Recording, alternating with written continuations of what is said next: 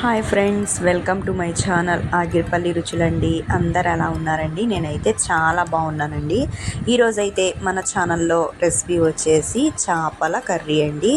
చాలా అంటే చాలా టేస్ట్గా ఉంటుంది. సింపుల్ ప్రాసెస్లో అయితే కుదిరిద్దండి. ఇవైతే ఈ చేపలు వచ్చేసి గొరకలు అన్నమాట. ఇవైతే చాలా తక్కువ మంది ఇష్టపడతారండి. కానీ ఒక్కసారి నా స్టైల్లో చేశారంటే భలే ఇష్టంగా తింటారండి. టేస్ట్ అనేది భలే బాగుంటుందండి. సింపుల్ ప్రాసెస్లో చెప్పేస్తాను, టేస్టీగా కూడా ఉంటుంది. ఒకసారి అయితే నా ప్రాసెస్ అయితే చూసేయండి ఫ్రెండ్స్.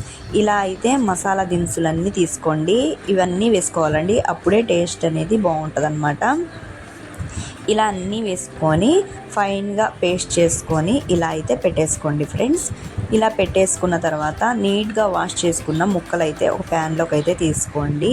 మనం అన్నీ కలుపుకొని వండుకోవాలన్నమాట. ఇప్పుడైతే మ్యాగ్నేట్ చేసేసుకుందాం ముందుగా.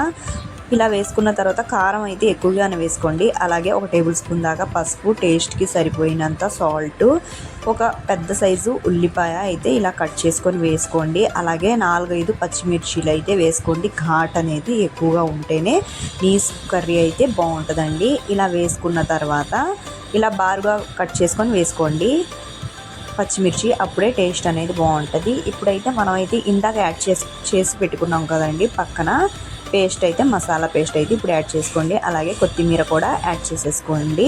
ఇలా యాడ్ చేసేసుకొని ఇప్పుడైతే ఆయిల్ అయితే వేసుకోవాలండి. మనం నీస్ కర్రీలోకి చేపల కర్రీ కానీ చికెన్ వండేటప్పుడు కానీ ఆయిల్ అయితే ఎక్కువ వేసుకోవాలి ఫ్రెండ్స్. ఇప్పుడైతే నేనైతే 5 స్పూన్ ఇంకా ఇలా అయితే వేసుకుంటున్నానండి. 5 స్పూన్ల దాకా వేసుకోండి.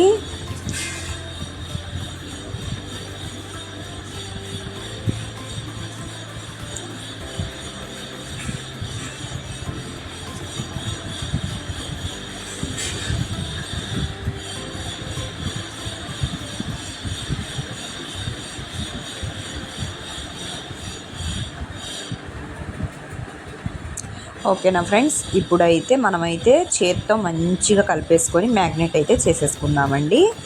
ఇలా మొత్తం మసాలా మొత్తం ప్రతి ఒక్క ముక్కకి తగిలేలా అయితే పట్టించేసేయండి. ఇలా పట్టించేసిన తర్వాత ఇందులోకి వచ్చేసి మనం 1 గ్లాస్ వాటర్ అయితే సరిపోతాయండి. ఇలా 1 గ్లాస్ వాటర్ అయితే యాడ్ చేసుకోండి ఫ్రెండ్స్.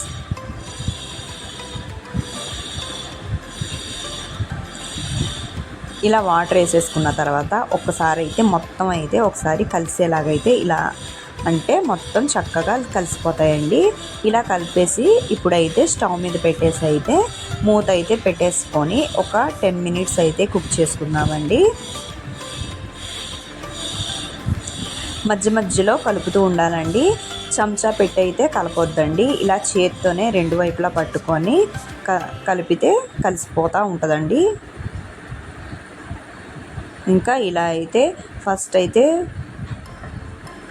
హై ఫ్లేమ్లో పెట్టుకోండి. తర్వాత అయితే సిమ్లో పెట్టుకొని చక్కగా కుక్ చేసుకోండి ఫ్రెండ్స్. ఇలా అయితే గ్రేవీ మొత్తం దగ్గరికి వచ్చేసి ఆయిల్ అయితే పైకి తేలుతూ ఉంటుంది కదండి. అప్పుడు వచ్చేసి మనమైతే ఇలా కొత్తిమీర అయితే యాడ్ చేసుకుందామండి.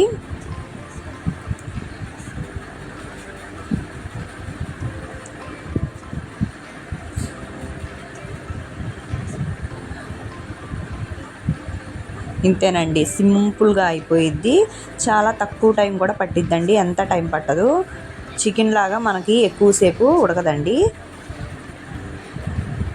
ఇలాగా 20-25 మినిట్స్ అయితే మనకి ఫిష్ కర్రీ అయితే రెడీ అయిపోయిద్దండి. ఇంతేనండి, తినని వాళ్ళు కూడా భలే ఇష్టపడి తింటారండి. ఇలా అయితే ఒకసారి అయితే చేసి పెట్టండి ఫ్రెండ్స్. నచ్చితే లైక్ చేయండి, షేర్ చేయండి, అలాగే కామెంట్ కూడా చేయండి ఫ్రెండ్స్. ఇంకా ఎవరైనా సబ్స్క్రైబ్ చేసుకోకపోతే ప్లీజ్ సబ్స్క్రైబ్ చేసుకోండి. అలాగే పక్కనే ఉన్న బెల్ బటన్ని కూడా ఆన్లో పెట్టుకోండి. నేను చేసే ప్రతి ఒక్క వీడియో మీకు నోటిఫికేషన్గా మీ దాకా వస్తుందండి. Thank you for watching friends.